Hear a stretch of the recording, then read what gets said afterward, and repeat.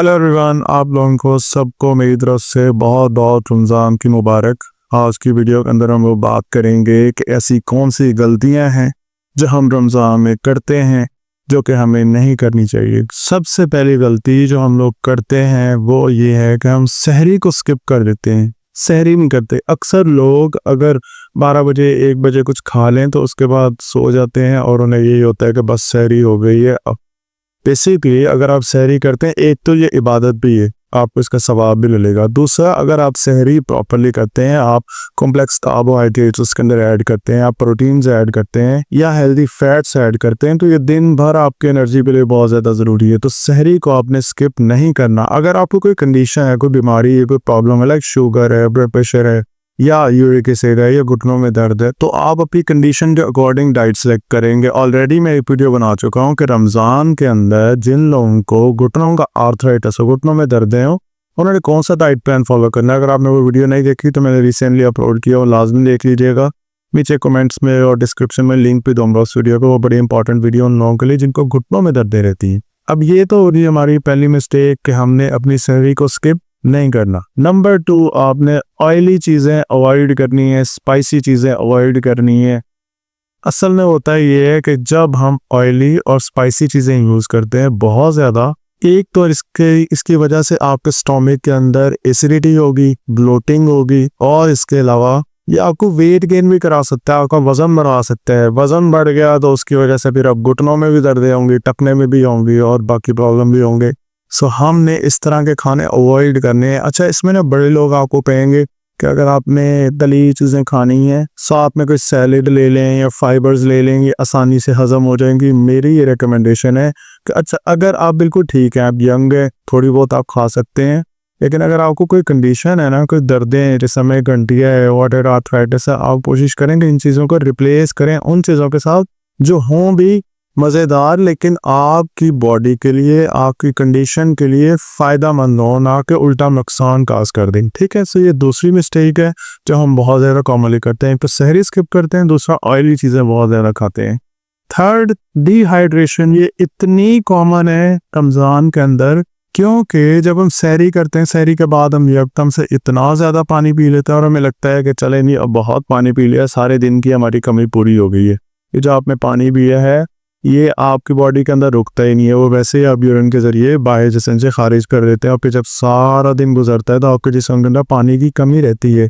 पानी की कमी आपके जिस्म के लिए बिल्कुल भी सही नहीं है। इतनी सारी इससे कंडीशंस हो सकती हैं, सो आपने पानी की कमी नहीं होने देनी। तो अब इसका हल क्या है? अगर हम सहरी के दौरान इतना पी भी लें, फिर भी अगर हमें पानी की कमी होती है तो इसका हल क्या होगा? इसका बेस्ट सोल्यूशन ये है कि जब आप इफ्तार करें, इफ्तार के बाद आपने हल्का सा पानी पी लिया, ठीक है, आपने मगरिब की नमाज पढ़ी, उसके बाद ना आप अपने साथ एक पानी की बोतल रखें। इस पानी की बोतल से आपने थोड़ी थोड़ी देर के बाद सिप लेते रहना है। ये नहीं करना है कि वो पानी की बोतल एक ही घूंट के अंदर पूरी की पानी की बोतल पी ली है आपने। अगर आप थोड़ा थोड़ा सिप लेते रहेंगे तो ये पानी आपके जिस्म के अंदर जज़ब होगा, अब्जॉर्ब होगा। ये एक इस तरह का तरीका है जो कि आपको बॉडी के अंदर डिहाइड्रेशन नहीं होने देगा। सो इफ्तार से लेके सहरी तक आप जब भी बीच में जा गए हैं, अपने साथ पानी की बोतल रखें और आपने सिप ले लेके पीना है। इसमें जल्दी नहीं करनी है कि एकदम से इतना सारा पी लिया और फिर आपने वॉशरूम गए, यूरिन किया और जो आपने पानी पिया था वो सारे का सारा इसी तरह से आपने वेस्ट कर दिया। इसका आपको फ़ायदा नहीं होगा। आपकी बॉडी में जो पानी जा रहा है वो आपकी बॉडी में एब्जॉर्ब होना चाहिए, ये आपको डिहाइड्रेशन से बचाएगा। सो रमज़ान के अंदर आपने डिहाइड्रेशन नहीं होने देनी, ठीक है।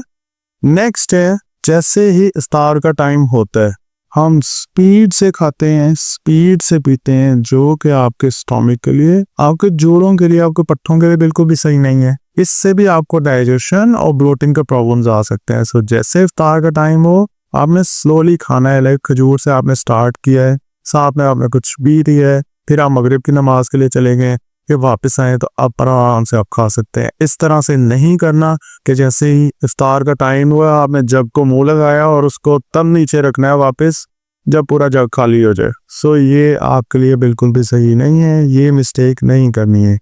नेक्स्ट है कि हम मीठी चीज़ें बहुत ज़्यादा खाते हैं। अक्सर आप लोगों ने देखा होगा जैसे ही इफ्तार का टाइम होता है, यानी इफ्तारी हुई है, हम जी शरबत बहुत ज़्यादा पी रहे हैं, मीठा बहुत ज़्यादा खा रहे हैं, ये पी रहे हैं। इससे ये होता है कि यकदम से, क्योंकि आपकी बॉडी इतनी देर से फास्टिंग के अंदर है, आप कुछ खा नहीं रहे हैं, तो यकदम से जब आप इतना मीठा लेते हैं, इससे आपका जो पेंक्रियाज है, जिसे हम लबलबा कहते हैं, वो यकदम से इतनी ज़्यादा इंसुलिन सिक्रीट करता है कि हमारी बॉडी में जी शुगर आई है, हमने इसको एब्जॉर्ब करना है। इससे अगर आप कंटिन्यूसली यही रूटीन रखेंगे ना 30 डेज के लिए, आपकी बॉडी में इंसुलिन रेजिस्टेंस हो जाएगी। अगर आपकी बॉडी में इंसुलिन रेजिस्टेंस होगी तो वो जो हमने रमज़ान में इतने फ़ायदे लेने थे फास्टिंग के, तो उल्टा हमें उसका नुकसान होगा। सो हमने अपनी बॉडी को इंसुलिन रेजिस्टेंस में नहीं जाने देना, अपनी बॉडी को इस चीज़ का आदी नहीं करना कि वो हर टाइम जो वो इंसुलिन को सिक्रीट करके रखे कि बॉडी के अंदर शुगर आ रही है। सो मीठा बहुत ज़्यादा नहीं लेना है, बड़े तरतीब से और बैलेंस डाइट रखनी है आपने पूरे रमज़ान के अंदर। इसके अलावा जो हम बड़ी मिस्टेक करते हैं वो है कि हम पिज़्ज़ा, बर्गर्स, फ्राइड फूड्स और इसके अलावा नूडल्स, बेकरी आइटम्स, ये बहुत ज़्यादा कॉमन है, हमारे दस्तरखान सजे हुए होते हैं इन चीज़ों से।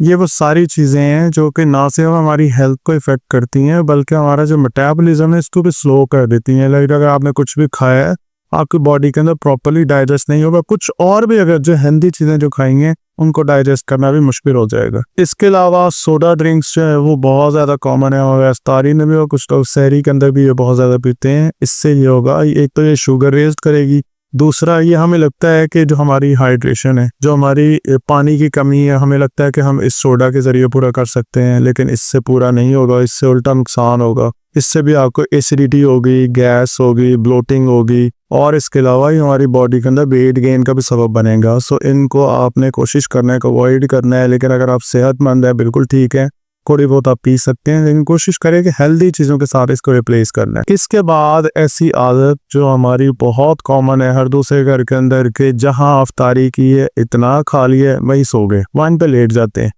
इतनी गंदी आदत है ये, इतनी बुरी आदत है, जिससे आपका स्टोमिक नहीं, सिर्फ आपका मैदा नहीं, आपकी ओवरऑल बॉडी, चाहे आपका दिल है, चाहे आपका दिमाग है, उसके ऊपर भी बहुत बुरा असर पड़ता है। ऐसा वैसे होता क्यों है कि हम जब इतना खाते हैं तो उसके बाद हमें नींद आना शुरू हो जाती है? उसकी वजह ये होती है कि जब हम इतना ज़्यादा खा लेते हैं ना, हमारी बॉडी का, पूरी बॉडी का जो ब्लड सर्कुलेशन है, खून की जो रवानी है, वो स्टोमिक के अंदर सबसे ज़्यादा हो जाती है।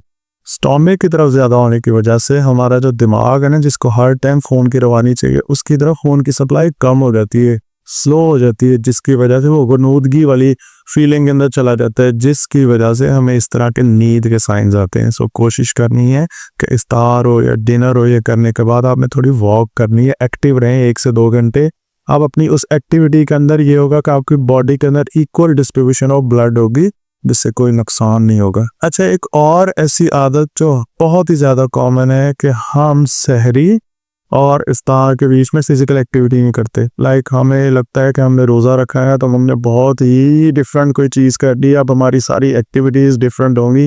हालांकि हमें ऐसे ही रहना चाहिए जैसे हम आम दिनों में रह रहे हैं, ताकि हमें हमारी बॉडी को पता तो चले कि रोज़े का इफेक्ट क्या होता है। सो हम जो फिजिकल एक्टिविटी स्किप करते हैं या हमने नहीं करनी, असर की नमाज के बाद आप वॉक के लिए जाएं, एक्टिविटी करें। इवन अगर आप रनिंग कर सकते हैं तो करें, आप क्रिकेट खेलें, फुटबॉल खेलें। लेकिन अगर आपको कोई और प्रॉब्लम है, लाइक आपको घुटनों में दर्द है, तो वॉक अवॉइड करें, आप साइकिलिंग करें, घर में लेट के आप आइसोमेट्रिक एक्सरसाइजेस करें। ये घुटनों की जो कार्टिलेज वाली वीडियो है, मैंने उसके अंदर बहुत ज़्यादा गाइड की है, आप वो देख लीजिएगा कि रमज़ान में घुटनों के दर्द की जो पेशेंट है, उन्होंने किस तरह से कौन सी वर्जिशें करनी है, कौन सी डाइट रखनी है, इन चीज़ों को आपने वो लाजमी फॉलो करना है। वो उस वीडियो में मैं आपको बता चुका हूँ। नेक्स्ट जो हमारी आदत है कि हम डाइटिंग या स्टार्वेशन मोड के अंदर चले जाते हैं। लाइक इस तरह के मोड में हम ये सोच लेते हैं कि रमज़ान के अंदर जी मैंने इतना वज़न कम करना है। आप वज़न कम करें, लेकिन आप बैलेंस डाइट के साथ करें, आप कैलोरी काउंट के साथ करें। जितनी कैलोरीज खा रहे हैं उससे ज़्यादा आप स्पेंड करें, वर्कआउट करें, एक्सरसाइजेस करें, फिजिकल एक्टिविटीज़ करें, अपने काम करें। इससे आपका वेट लॉस बहुत अच्छा होगा। लेकिन अगर आप खा ही नहीं रहे हैं, ना सहरी में ना इफ्तारी में, इतनी ज़्यादा डाइटिंग कर रहे हैं कि इस रमज़ान में तो मैंने जो इतने किलो वज़न अपना कम कर लेना है, ये जो स्पीड से वेट लॉस होगा, ये रमज़ान के बाद स्पीड से वेट गेन होगा, तो इसका आपको फ़ायदा नहीं है। आपको बॉडी के लिए बहुत ज़्यादा फ़ायदा होगा अगर आप बैलेंस डाइट रख के अपना वेट लॉस करेंगे, तो ये बॉडी एक्सेप्ट भी करेगी और ये लॉन्ग टर्म के लिए आपका वेट लॉस रहेगा। इसके अलावा ऐसे लोग जिनको ब्लड प्रेशर के इश्यूज हों, और उन्हें कोशिश करनी है कि अपने खानों के अंदर साल्ट, नमक को अवॉइड करना है। नमक बहुत ज़्यादा नहीं लेना है। इवन अगर आप ब्लड प्रेशर के भी पेशेंट नहीं है तो फिर भी कोशिश करें कि नमक की ज़्यादती ना होने दें। इसकी वजह ये है कि जब हम फ्राइज़ खाएंगे या कोई नूडल्स खाएंगे या कोई इस तरह के खाने खाएंगे तो उसके अंदर ऑलरेडी नमक बहुत ज़्यादा है।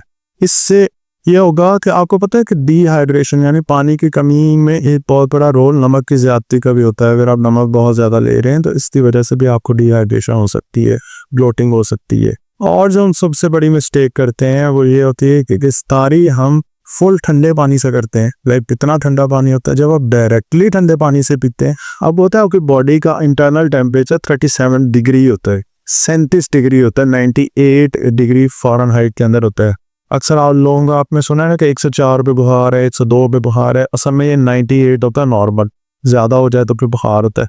आप बाहर सर्दी है, बाहर गर्मी है, कुछ भी हो, आपके जिस्म का अंदर का टेम्परेचर 37 डिग्री सेंटीग्रेड में और फ़ारेनहाइट में 98 डिग्री होता है। अब 37 डिग्री जो अंदर टेम्परेचर है, अब सारा दिन आपने कुछ नहीं खाया, सारा दिन आपने कुछ नहीं पिया, जैसे इफ्तार हुई उस 37 डिग्री के ऊपर आप यकदम से फुल ठंडा पानी 0 डिग्री, 1 डिग्री, 2 डिग्री, 5 डिग्री का जो पानी है डायरेक्टली आपने फेंक दिया है तो आपके स्टोमक को बहुत अच्छा लगेगा। तो बहुत गलत हैबिट है, इसको आपने बिल्कुल भी नहीं करना। रूम टेम्परेचर के ऊपर जो भी आपका रूम का टेम्परेचर है उस टाइम आप जिस इलाके के अंदर रह रहे हैं उस इलाके के अकॉर्डिंग आप रूम टेम्परेचर के अकॉर्डिंग अपने पानी को पिए इफ्तार के अंदर। ये आपके स्टोमक के लिए बहुत अच्छा है और ना इससे ये होगा कि डाइजेशन ब्लोटिंग के प्रॉब्लम होंगे। और सिर्फ मैं एक बात बताऊँ, जो भी बीमारियाँ होती हैं, जो भी प्रॉब्लम होते हैं ना, उनका जो स्टार्ट है ना वो इससे होता है कि आपके स्टोमक में क्या जा रहा है, आपके मैदे के अंदर जा रहा है।